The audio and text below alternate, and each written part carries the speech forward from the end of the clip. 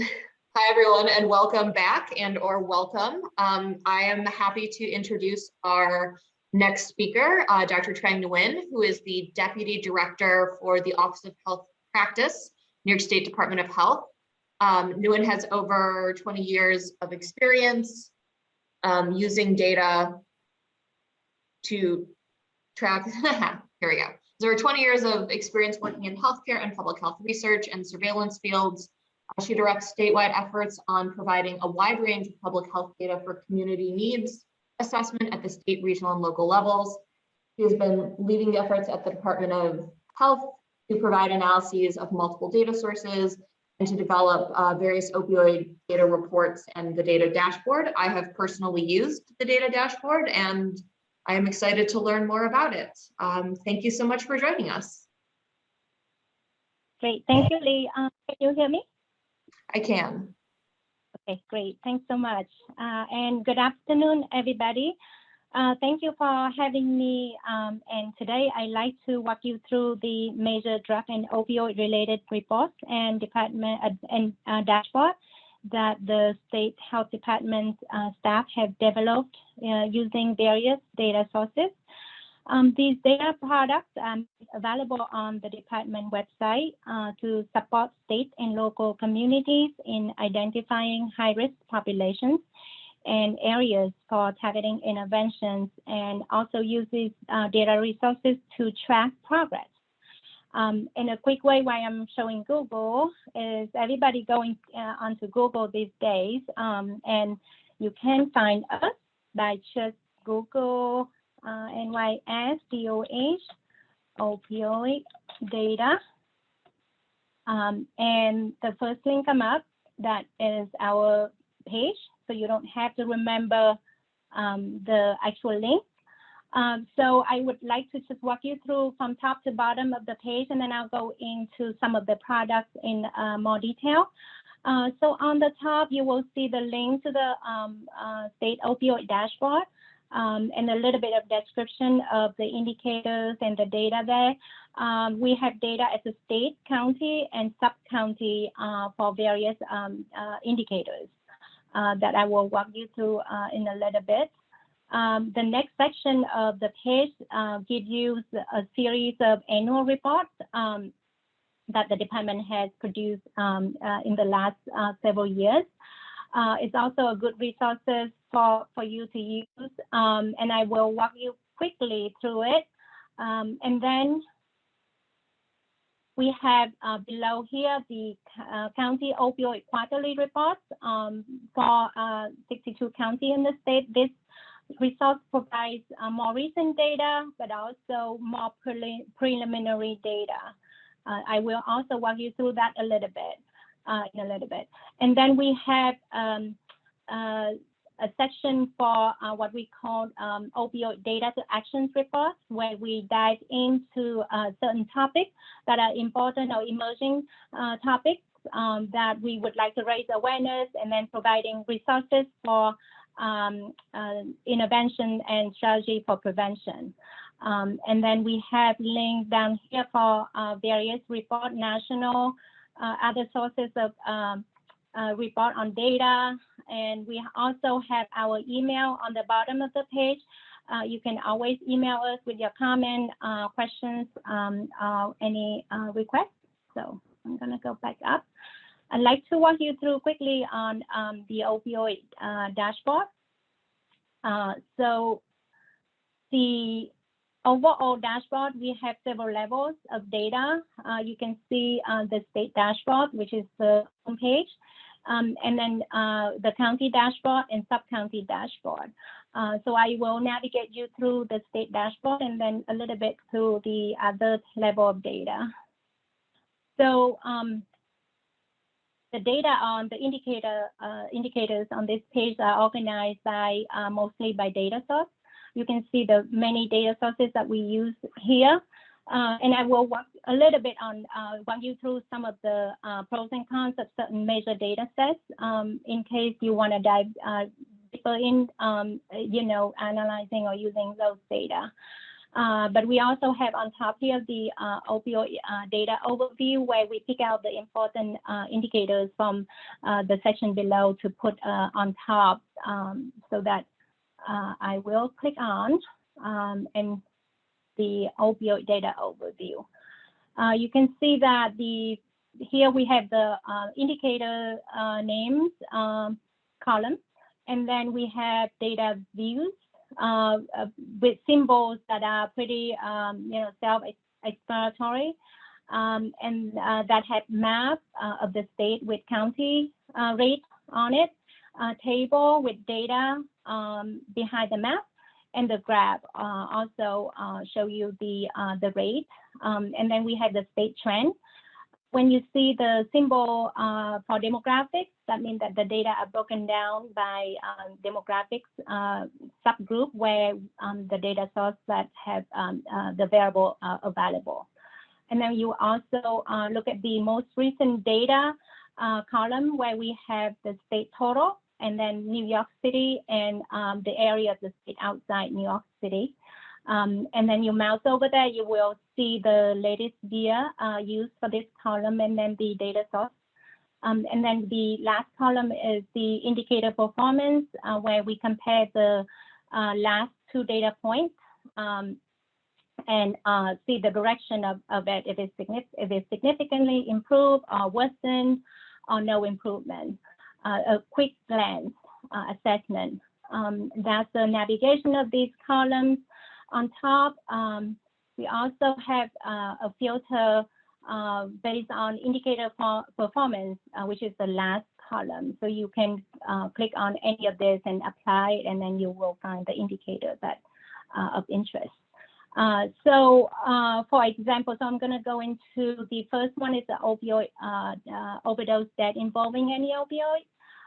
So if you go to the link to the map, you will see the county map, where we shade the color of the county based on the rate, with the highest rates in the top quartile, quartile 4, with the darkest blue, and then the green color is for quarter 3, and then the lighter color are for the bottom 2 quarters, which has the lowest rate. So just the color, is black and white or grayscale. If you print it out in black and white, you will also can see the darker color for the higher rate. Quickly to go over the table, you will see the rate as well as the number of deaths, and organized by counties and the region that the county is under, and then the population and the rate. And this demographic icon, you can access through any of the visualization as well as from the view. So here is the demographic broke down for opioid overdose death involving opioid. We have variable for gender by race, ethnicity, age group, and the region in the state. Same thing that we shade the darker color indicate higher rate, higher risk. So audience can quickly identify what groups what population bear the higher burden for this indicator.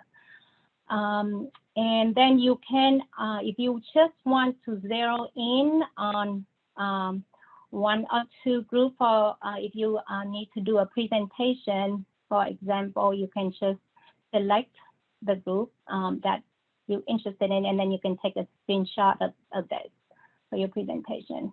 And you can also access the trend report. Same thing, you can just select one group to see the trend for this indicator going back almost 10 years. So you can see that how what group has the highest increase and the trend over time. Everything in here, you can always export the data. I'm going to go back to the state. I'm going to just let's see what indicators we the last 2 years is what's So as you click on it and apply, you can quickly see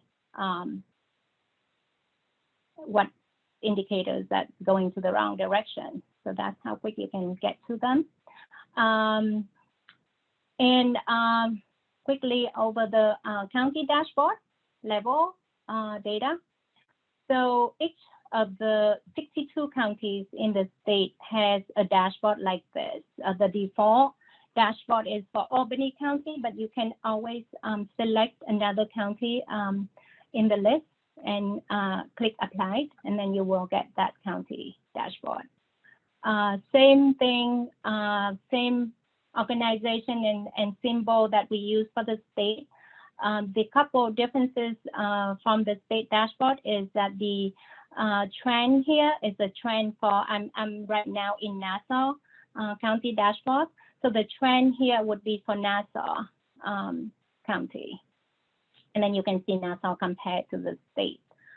I could go back. Okay. And then that's one difference is the state, on the state you have state trend, and then on the county you have county trend. And this column here is dial that indicating where the county, the bullseye in the middle here, or with the color indicating the rate where the county fall in the range. In this, for this indicator, Nassau is in the lower range, as you can see on the map, very corresponding to the color on the map. So you can see quickly where Nassau is.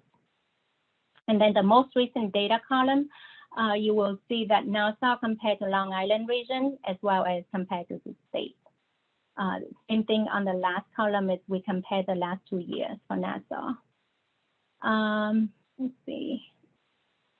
We also have the filter on the top to help you quickly identify what indicators, for example, Nassau is at high risk, but made improvement. Let's see if we find any. Oh, we don't find any. So let's see if we go find in the middle. So that's good. So that you can see where Nassau have a couple of indicators from the PMP data where they in the middle range, but they made significant improvement in the last 2 years. I'm going back to the county just to point out one more thing, that when you see the symbol sub-county data, that is next to the indicator, that's where we have zip code level data. You know, zip code level data are not available for all data sources. So balance between availability of the zip code information with the patient confidentiality, we are able to present zip code level data for several indicators here. A couple of them that came from, one came from the 911 EMS data where we have naloxone administration for suspected opioid overdoses.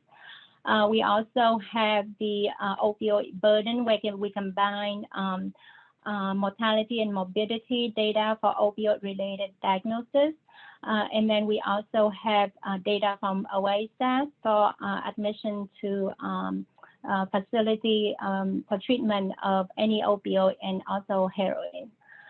So these are the indicators that are available, we have available at sub-county. And in terms of visualization, you have a map of the county on top. Same thing with the shading of the color. Darker blue is higher rate, and then a light yellow is in the lower quartile. The data support the map are under in the table under the map. If you want to choose another county, you can, let's see, you can submit, just pick another county and you will have it very quickly. You can also switch to another indicator and then submit, and you have a burden map for Brown. There you go. So I just went through the state, the county, and then sub-county level of data. Everything you can access, you can also download in Excel, user-friendly. And then we have a site for this dashboard where we have information on indicators, the methodology that we use, limitation of indicators or the data sources, and then we also have a manual how to use the site. Going quickly to the information about indicators. If you want to analyze some of the data here, several things that you can see. We use the definition for indicator here, and then the description, and then the ICD code where the indicators use ICD.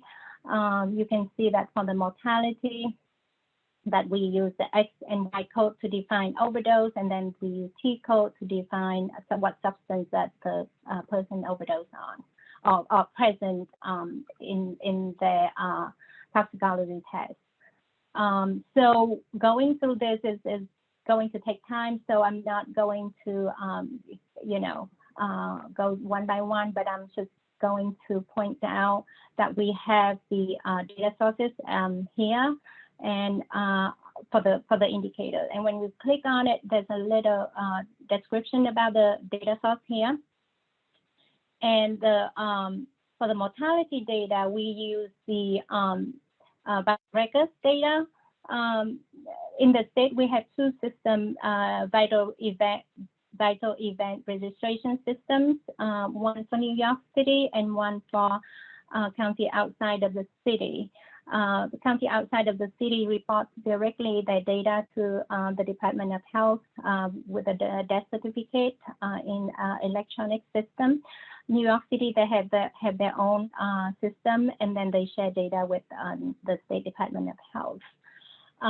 So a couple of notes for the death data for drug or opioid overdose is that when an overdose that happened, a lot of death investigation has to happen for the cause of death.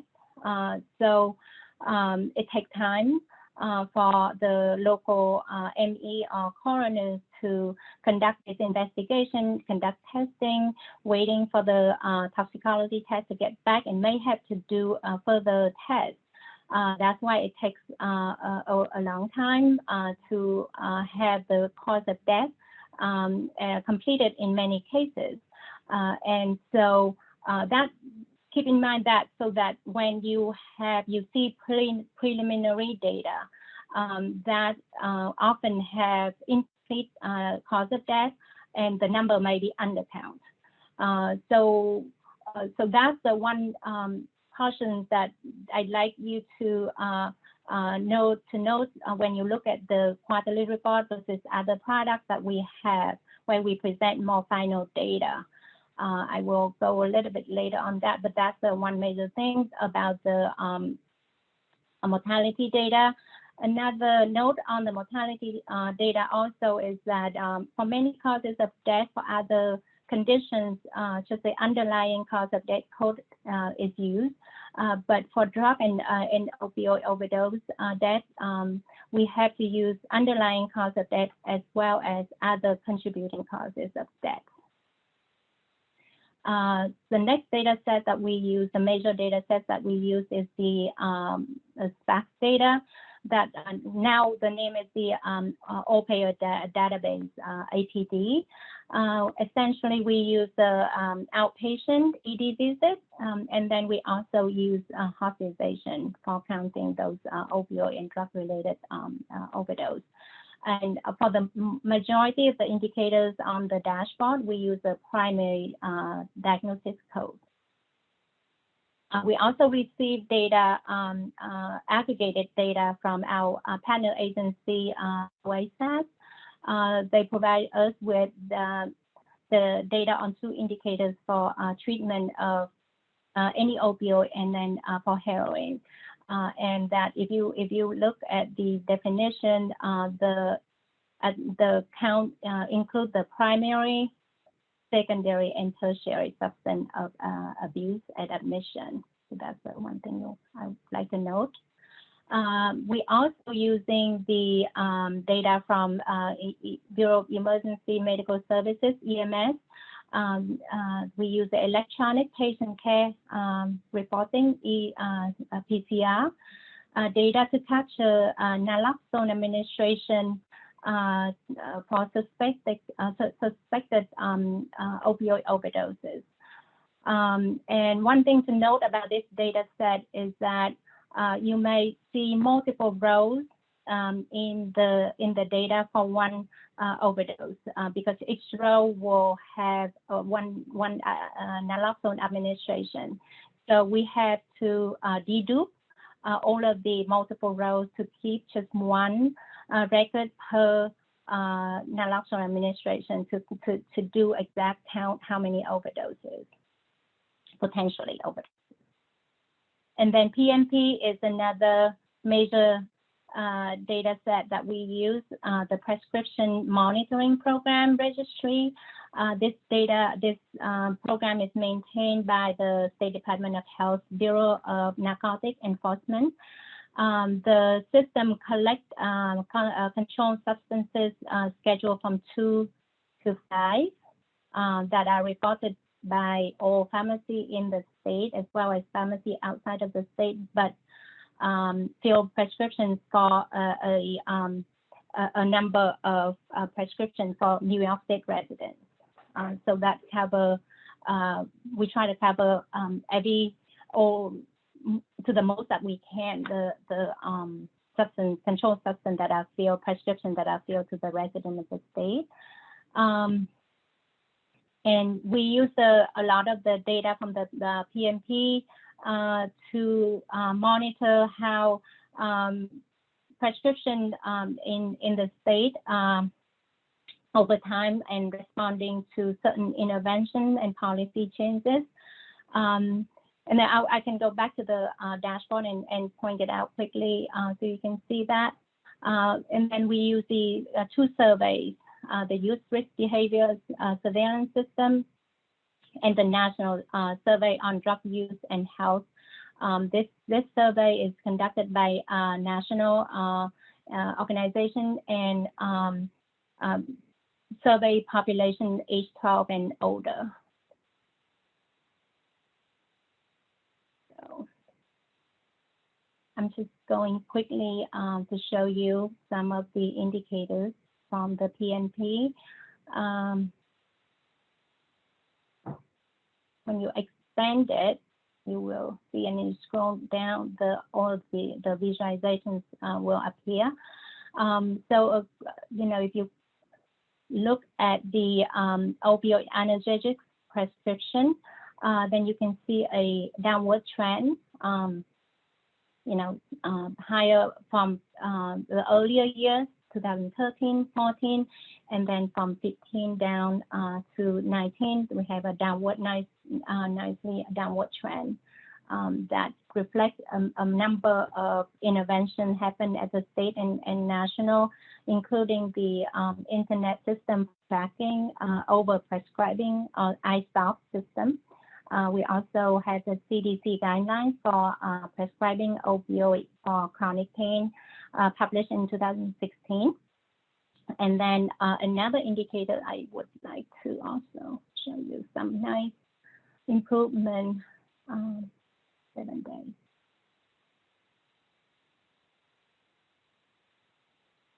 Which is the legislation in New York State to limit initial opioid prescribing to a 7-day supply for acute pain.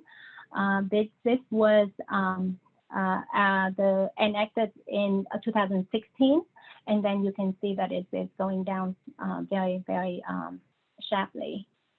And in addition, we also, beyond opioid, you will also see that we track benzodiazepine, and we also track buprenorphine for treatment of OUD. That's is something that many our programs at the state and local level working very hard on, and you can see that the rate for buprenorphine prescription for opioid use disorder went up over time. So that's how we use the data to track progress. So the next one, I'm going back to the opioid data page. That was essentially the opioid data dashboard.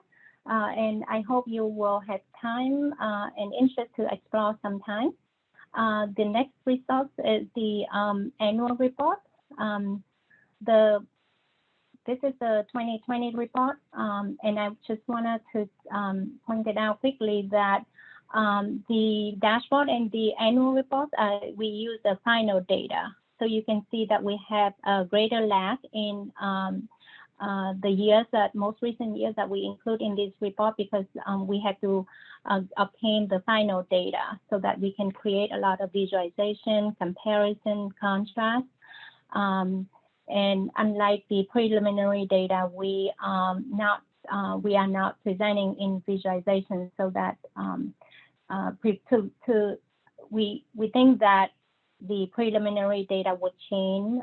So visualization to sometime will distort what happened at the end. So for the annual report, I think we have a lot of indicators that are similar on the dashboard. However, this result is good for non-data audience, in addition to data audience, because in addition to the data, we also have description of the results, where we contrast the data, where we talk about increase, decreases. So to help you, if you're not a data guru, or you can just use whatever description of the data that we have here with the graph or the map for you. So that's one thing I wanted to point out. Also, that we use the annual report also to, in addition to highlight the story, what happened in the state.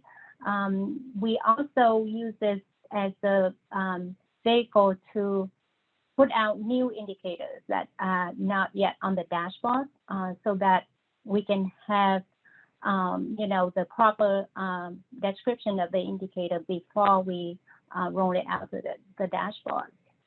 So you can see that this is one of the newer indicators that we included in the last year report, which is the monitoring the high MME for prescription. So this is a percent of patients with a total daily dose of more than 90 MME, which is patients that have more than 90 MME daily would have higher risk for overdose and abuse.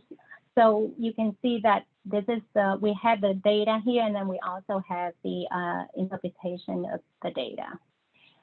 We also, with the report, we have the data behind all the graphs that you can take a look. In this is what we call appendix document. We have all of the, like the dashboard, we have the methodology section where we talk about the indicators and the definition and data sources. Going back to the main page.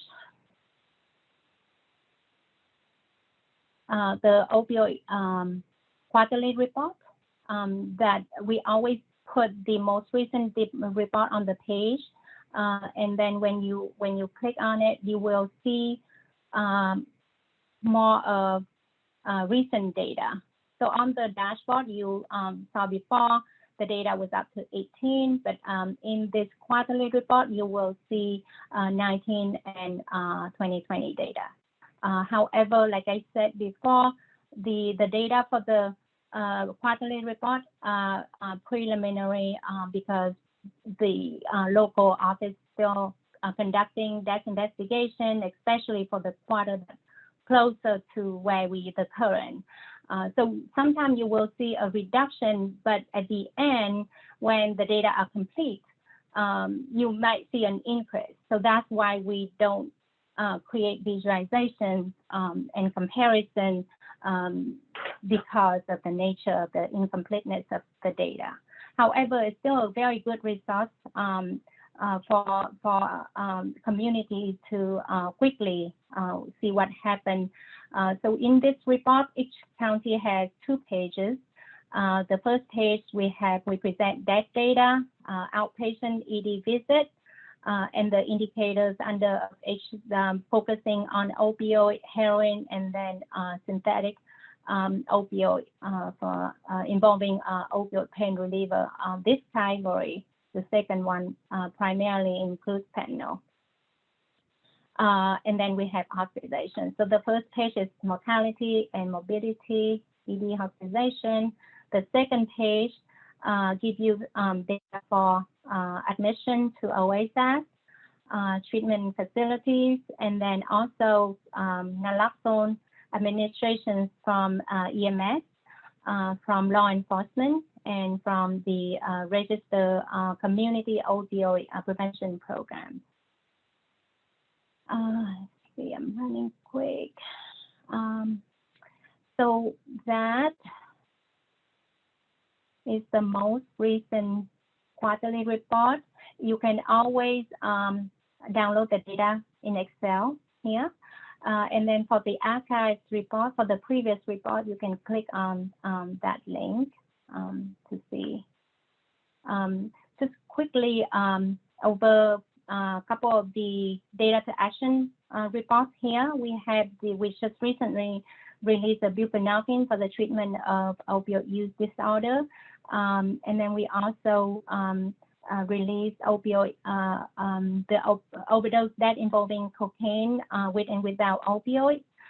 So for this section, we dive in a little bit deeper on certain emerging pattern in drug overdose, and also where we like to raise awareness and provide resources for community.